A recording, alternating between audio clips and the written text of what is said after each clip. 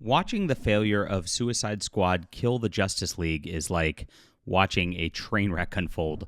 It just keeps getting worse and worse for the Rocksteady game, which was under heavy DEI and ESG development. It was one of the first that got noticed as being part of Sweet Baby Inc.'s agenda to try to ruin gaming with all their weird identity politics stuff. We saw how they treated Batman in the character in the game. We saw that they added in a moment between Harley Quinn and a child Poison Ivy to push the LGBTQ stuff with a weird relationship with minors, showing that the LGBTQ plus stands for one thing. We all know what the plus is. It's absolutely a train wreck, and we also then saw that they're going to be doing a season 2 of a game that nobody's playing. I mean, we if you look at the Steam numbers, it's an absolute disaster. Nobody wants this, and it's pretty obvious. Now, we've been gaslit by gaming journos over the past couple days. They were trying to tell us that nobody sees these Sweet Baby Inc. lists. No gamers really know this. This is just a small niche on the internet. That's their new talking point for this sort of stuff. But there's over 400,000 people on the list now. That's a lot of people. Even if the gaming community as a whole is 10, 20 million people, that's a large percentage of people who are tuning out. And you got to understand that, like, just because those people are subscribed to the list doesn't mean their friends aren't aware of it. They're telling their friends just aren't signed up for the list.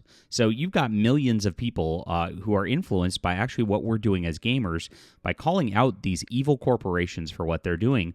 And it is working. We've seen layoffs upon layoffs starting across the board. We've seen it going on with Microsoft. We've seen it going on with Sony. They know that they have bloated companies that are filled with these degenerate weirdos who are trying to destroy video games, and they are making bad decisions that are hurting the company's bottom line. And this is happening with Suicide Squad, even still, after their $200 million loss for Warner Brothers and Warner Brothers Gaming. And David Zaslav ain't going to take that for very long. We could see already that they're going to be scaling this back, which confirms a report made by Vera Dark yesterday that it looks like this is going to be cut pretty heavily, that Rocksteady as a whole might even be destroyed as a studio and gotten rid of. And this is just the beginning from what we're seeing. All right, if you're new to the channel, please hit the like and subscribe button. This is my web site, Fandom Pulse, which is a Substack news about pop culture and, of course, all the things that the woke are doing to destroy it. I would love for you to sign up here so that you guys get the news every single day from us. That link's in the description below, along with all of my other links if you want to support the channel via Patreon, Subscribestar. However you guys support, it really helps us a lot, and I appreciate you guys for being there. And, of course, hit the like and subscribe button here and join our community. You guys are awesome. We love gamers. We're the opposite of Kotaku here. What's the opposite of Kotaku? I guess if you do it backwards, it's YouTube. Never mind. Let's just get into the news. All right, Suicide Squad Kill the Justice League support reportedly scaled back at Rocksteady following disastrous launch. Wow, even the mainstream media is actually covering this. This is IGN. And you wouldn't expect them to actually say that there's a disastrous launch for an AAA woke game like this. Usually they try to cover things up, and we've covered on Star Wars and Star Trek over the last couple of days about how even when they're like talking about things, they try to like spin it as a success somehow still. Alex Kurtzman for Star Trek talked about Discovery and its failure, which has like a 36% audience rating on IMDb, as some fans aren't connecting with it. They definitely dampen things, but you can't hide a launch like this. When it's a $200 million loss reported, people know. When nobody's playing it based on the Steam numbers, people know these sorts of numbers can't be hidden, and that's actually why a lot of the ratings now for Disney and all that don't come out till months later, because they have to hide their data. And this sort of thing is not done on Steam. For now, video games, you can actually see how well things are doing in real time, which is interesting. Let's wait until they remove that. What now for Suicide Squad Kills the Justice League, they ask. Well, hopefully it just dies a death like it should. The live service shooter flopped to the tune of $200 million, yep. And ever since, players have wondered how long support would last. Now, they're not going to report on why it flopped, because this is still IGN. They're going to pretend like they've got their heads in the sand and that it's not about the DEI thing, that none of that matters, that Sweet Baby Inc. didn't cause this, when it absolutely did. Let's be honest. This is where they lie by omission of facts. But still, at least they're telling this truth. Following a Bloomberg report on development of the game, the author of that report, Jason Shearer, has tweeted to say Rocksteady is now providing bare bones support, definitely not as much as they originally planned. So they've already cut their support team. Is exactly what Vera Dark was saying yesterday.